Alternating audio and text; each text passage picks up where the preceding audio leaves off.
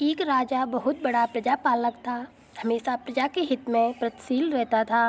वह इतना कर्मठ था कि अपना सुख ऐशो आराम सब छोड़कर सारा समय जन कल्याण में ही लगा देता। यहाँ तक कि जो मोक्ष का साधन है अर्थात भजन के लिए भी वह समय नहीं निकाल पाता। एक सुबह राजा वन की तरफ भ्रमण करने के लिए जा रहा था कि उसे एक देव के दर्शन हुए।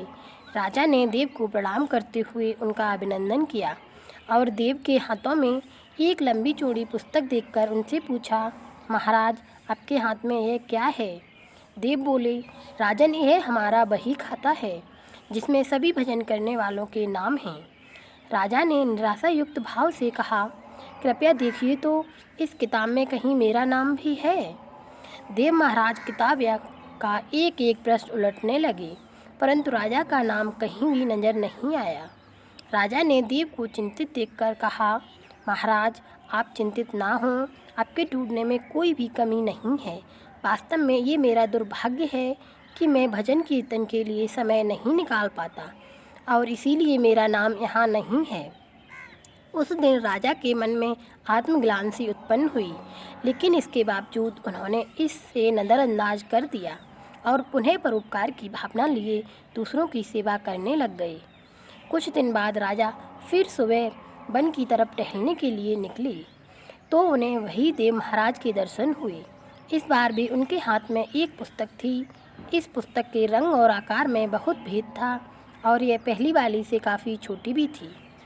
राजा ने फिर प्रणाम करते हुए पूछा, महाराज आज कौन सा बही खाता आपने हाथों में लिया हुआ है?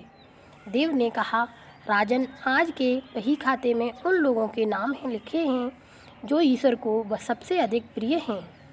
राजा ने कहा, कितने भाग्यशाली होंगे वे लोग, निश्चित ही वे दिन रात भगवत भजन में लीन रहते होंगे। क्या इस पुस्तक में कोई मेरे राज्य का भी नागरिक है? देव महाराज ने बही खाता खोला और वे ये क्या, पहले पन्ने पर पहला नाम राजा का ही था। राजा ने आश्चर्यचकित होकर पूछा, महाराज मेरा नाम इसमें कैसे लिखा हुआ है? मैं तो मंदिर भी कभी कभार जाता हूँ। देव ने कहा, राजन इसमें आश्चर्य की क्या बात है?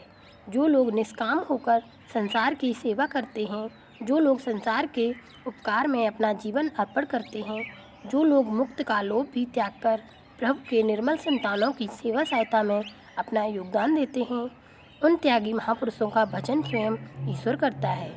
ये राजन तू मत पछता कि तू पूजा पाठ नहीं करता, लोगों की सेवा कर तू असल में भगवान की ही पूजा करता है। परोपकार और निस्वार्थ लोक सेवा किसी भी उपासना से बढ़कर नहीं है। देव ने वेदों का उदाहरण देते हुए कहा, कर्म करते हुए 100 वर्ष जीने की इच्छा करो तो कर्म बंधन में लिप्त हो जाओगी। राजन भगवान दीन दयालु है, उन्हें खुशामत नहीं भाती बल्कि आचरण भाता है। सच्ची भक्ति तो यही है कि परोपकार करो, दीन दुखियों का हित साधन करो, अनाथ विधवा किसान व निर्धन आज अत्याचारियों से सताए जाते हैं, इनकी यथाशक्ति सहायता और सेवा करो, यही परम भक्ति है। राजा को आज देव के माध्यम से बहुत बड़ा ज्ञान मिल चुका था और अब राजा भी समझ गया कि परोपकार से बड़ा कुछ भी नहीं और जो परोपकार करते हैं वही भगवान के सबसे प्रिय होते हैं।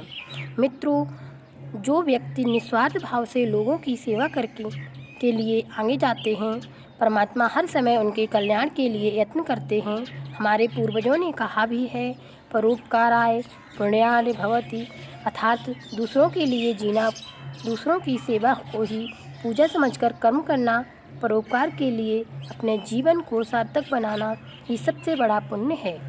और जब आप भी ऐसा करेंगे तो स्वतः ही आप ईश्वर के प्रिय भक्तों में शामिल हो जाएंगे। आशा करती हूँ हमारी ये कहानी आपको पसंद आई होगी। कहानी पर आपकी क्या राय है हमें कमेंट करके ज़रूर बताएं। इसी तरह की कहानियाँ सुनने के लिए चैनल को सब्सक्राइब करें। बहुत बहुत धन्यवाद।